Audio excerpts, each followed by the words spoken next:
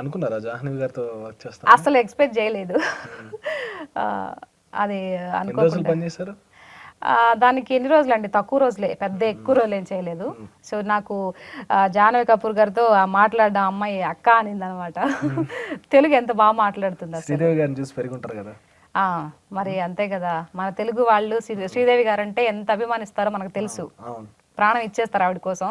ఆవిడ కడుపును పుట్టిన బిడ్డని ఈ రోజు వచ్చింది అని అంటే కూడా ఆవిడని కూడా అదే విధంగా గౌరవిస్తారనమాట. యాక్టింగ్ కూడా చించి పడేస్తుంది అమ్మాయి, సూపర్.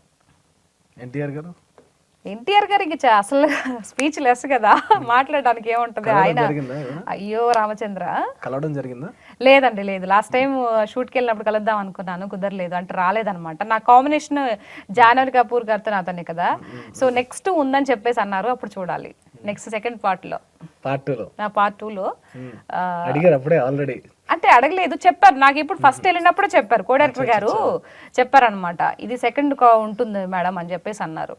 సో అది మరి ఏంటనేది తెలియదు. అచ్చా అచ్చా.